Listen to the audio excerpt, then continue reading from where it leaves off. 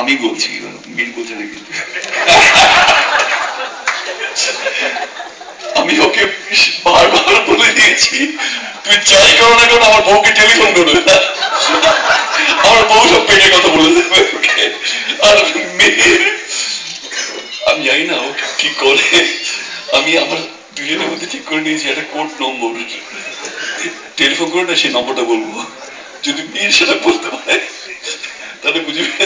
যাই হোক, এই কয়েকদিন আগে মেরাকেলের প্রোগ্রামের মধ্যে আমি গেছিলাম, প্রোগ্রাম আপনারা দেখেছেন, আর আমি খুব ইমোশনাল হয়ে পড়েছিলাম। আমি মিনকে বরাবরই ভালোবাসি, কারণ ওর মধ্যে দিন আমি আমাকে খুঁজে পাই। আমি তো আমার নিজের গলা শুনতে পাই না, আমি বক্য করতে পারি, আমি বক্তিয়ার খেলছি, কিন্তু ওই লেখাগুলোর মধ্যে দিয়ে আসলে না আমি একটা কাউকে কিছু জানাতে চাই।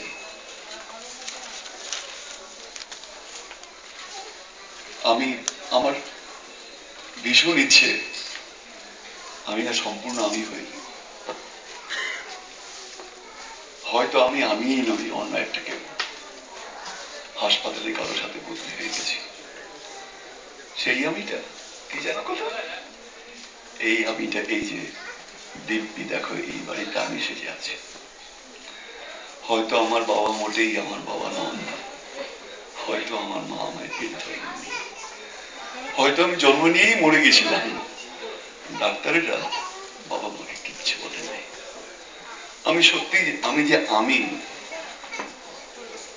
আমি প্রমাণ করে দেখাতে পারবো না। আমি বাথরুমে গিয়ে জামাকাপড় খুলে আয়নাতে না অনেক দেখে দাঁড়িয়ে মেড ইন ওয়্যার আমার সিরিয়াল নম্বরটা বা আমার নামটা খোঁজবার চেষ্টা করেছি, পাইনি। আর আমার নামটা যে সত্যি আমার নামটা, আমার কাছে আমার ভোটার আইডিটা আছে, কিন্তু দয়া করে অন্যের দেওয়া চাপিয়ে দেওয়া নাম আমি কে? যাই হোক, আমি আমার কাছে লিখে আমৃত্যুকে প্রকাশ করবার চেষ্টা করেছি, তার কিছু কিছু এই বইয়ের মধ্যে বেরিয়েছে। আমি ওই জয়শ্রীকে যখন নাকি প্রথম দেখেছিলাম, আমার মনে হলো আমি বোধহয় সম্পূর্ণ হলাম, তারা তার চাবি খুঁজে দেব, এবার আমি খুলবো। তারা খুলেছে কিনা তা প্রমাণ তিনটে। আমি ওকে বলেছিলাম আরো প্রমাণ করি, বলে না তুমি বাজে লিস্টে পড়ে যাবে, তোমাকে বিহারের মুখ্যমন্ত্রী করে দিতে পারে, তিনটেই থাকো। যাই হোক, আমি ত্রিদীপ বাবুকে অসংখ্য ধন্যবাদ জানাচ্ছি। উনি কি জানে কি অদ্ভুত ব্যাপারে আমার লেখাগুলোকে পছন্দ করে ফেলেছেন। আমাকে তো একদিন চমকে দিয়েছিলেন, আমি মাথা চুলকে আয়নার দিকে তাকিয়ে বললাম আমি নাকি অসাধারণ সায়েন্স ফিকশন লিখি। জানো আমি কখনো পড়িনি, তাতে করে পুরোনো লেখাগুলো পড়তাম করলাম, কি দারুণ লিখেছি। যাই হোক, দিদিবাবু বললেন যে আপনার কিছু লেখা দিন, আমি এগুলো নিয়ে একটা বই প্রকাশ করব, একটা নাম দিন।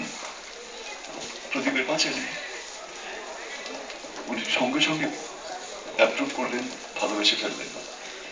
আর সমরেশদার কথা কি বলবো আমি, আর আমি একটা কথা খালি কথা না বলে একটা অ্যাকশন দিয়ে আমার বক্তব্যটা প্রকাশ করতে চাই, সেটা হলো সমরেশদা একটু দাঁড়াবেন, যতই হাঁটুতে ব্যথা হোক প্লিজ না করবেন না, আমি একটু প্রণাম করবো। আমার শরীর খারাপ হয়ে যাবে।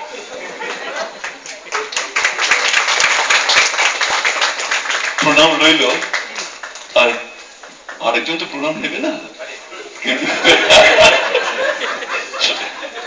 কিন্তু দূর থেকে স্যালুট করি আমি, সাবাস বাঙালিকে তুমি হাসাচ্ছ, এই নাও মেয়ের, আসলে তুমি আসলে আমির, মেয়ের তুমি আমির হও, তুমি আমিরই আছো, আমিরই থাকবে, পৃথিবীতে অনেক কিছু চলে যাবে, তুমি থেকে যাবে, দেখে কে সবাই।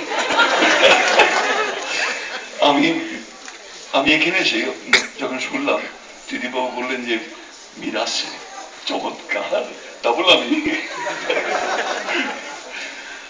আমি আপনাদের প্রত্যেককে ধন্যবাদ জানাচ্ছি। আপনাদের দয়া করে কষ্ট করে আমার কথা শুনছেন, আমাকে অ্যাপ্রিসিয়েট করছেন, এখনো হাসছেন অনেকেই।